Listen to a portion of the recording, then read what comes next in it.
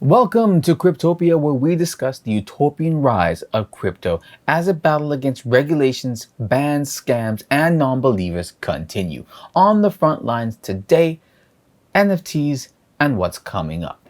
I want to open this video with an NFT I came across while on r/NFTs. I really like this piece. I think it's really cool. Love the way it's made. Love how it looks. I'd love to have this as a kind of like a virtual image next to my desktop, just sort of like a 3D pop out thing happening there. I'm not sure if they have those, but that would be really useful. I really loved Pokemon when I was a kid. This is Generation 2 Pokemon. I was more of a Ruby and Sapphire kid. I played the other generations prior, but for some reason, Ruby and Sapphire really stuck with me. I think I've played those games like, real talk, 50 times, which doesn't seem like a lot, but I think it is. Came back again after I stopped to play Omega Ruby and Alpha Sapphire when those came out, and that was really satisfying. But not the point. The cons I found about this is I'm still learning this whole NFT market and things, so the price evaluations for me are still like, I'm not sure what's priced at what and why it is.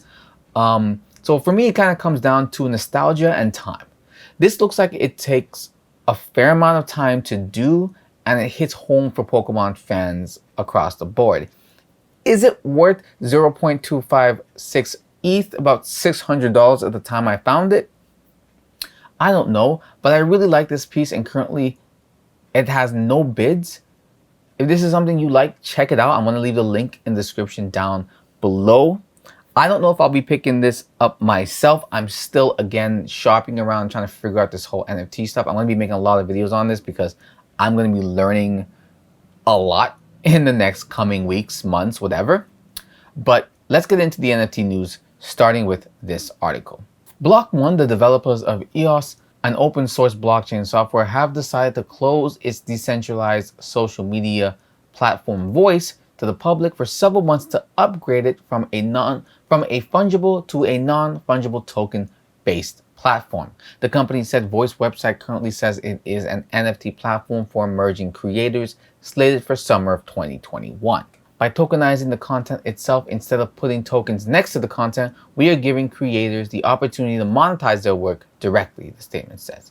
Explaining the reason behind its latest NFT-oriented move, Block One pointed to the company's regulatory woes, saying that they set out optimistically to work with regulators in the US to gain approval for their fungible and transferable voice tokens. Then they added that they did not have an end in sight yet, saying that after more than 18 months of close engagement with regulators, we do not have an end in sight yet. The change of administrations has introduced further uncertainties.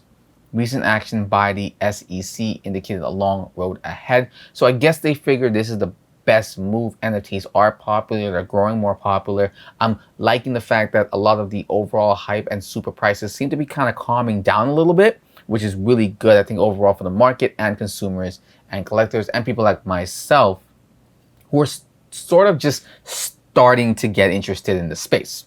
If you were a fan of EOS and you kind of was waiting to hear more about what was going on with Voice, I know there's been a lot of hush-hush about that. Here's kind of a quick TLDR on that situation and what you can expect in the future for NFTs. Next, Fox Entertainment is entering the non-fungible token sector. They will be launching an animated series alongside NFTs of the animation on a dedicated marketplace to be determined. The show is going to be called Crapopolis. The show is going to be called Crapopolis, an animated comedy set in mystical ancient Greece. It was created by Emmy Award-winning Dan Harmon and will be produced on Fox Animation Studios' Bento Box. For those of you that don't know Dan Harmon is one of the creators of Rick and Morty and one of my favorite shows, so if you haven't, go check it out. I know Rick and Morty fans can be kind of shitty, but trust me, it's a great show. Lastly, in the NFT news, all things are possible according to music cryptocurrency enthusiasts, a growing group of tech-obsessed entrepreneurs who want to apply the technology of blockchain and Bitcoin to the multi-billion-dollar global business of selling albums.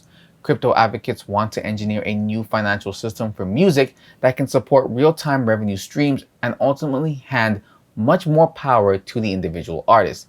The average music fan may find this a little bit boring of a conversation, especially because cryptocurrency is well cryptic and articles on the subject tend to be filled with the in the know jargon and lengthy talks, basically. So Rolling Stone has scoped out the landscape, and with the help of experts like Adam and a bunch of other people whose name I'm not going to ram off, we'll walk you through the genesis, potential application, and the latest development in that crypto, and what crypto means for musicians. This, I think, is fantastic. This is a huge... The one big thing about NFTs, so when I first heard about NFTs, I wasn't the biggest fan. And the bubble, which I still think is still relatively sized bubble, ready to pop, was very annoying. But once I've looked into it more and as I'm learning more and more, the application for this and when it comes to the help of artists is going to be crazy. It's going to be phenomenal. There's going to be a lot of artists. There's going to be a lot of artists that benefit from this, and there already are. So I look forward to seeing kind of what's going to come out next, especially with stuff like this. You know, you kind of cut out the middleman, which is a lot of what technology does, is cut out middlemen and kind of just go straight to the source. We can argue if this is going to be bad for other businesses in the future. It probably will. But in terms of artists, I feel not really having that necessary middleman that kind of might rob you of, you know, otherwise money that should have been placed into your hands. Not rob you is the word, but, you know, maybe not give you as much as you deserve for your creative work. But that being said, there is something to be had about marketing. Marketing is not an easy job, and artists don't tend to be the greatest business people. Anyways, that's neither here nor there. We'll see what the technology of the future has for musicians, traditional artists, whatever, any creative artist of any kind. So I hope you guys enjoyed that. Make sure to check out the NFT that I mentioned at the beginning. If you like it, you can find it on Wearable. Again, link in the description down below. It's the Pokemon 2 Starter Selection Cube. And it says, relive the moment that kicked off the journey of a lifetime. Only 10 of these pieces will ever be minted. So, get it while you still can. Strike while the iron's hot. Lastly, another point that I forgot that I want to mention is that I'm not so sure what the actual copyright issues are with this. This is owned by Nintendo. I don't know if it's technically, you know, transformative enough to be fair use. So we'll see. Thanks for watching.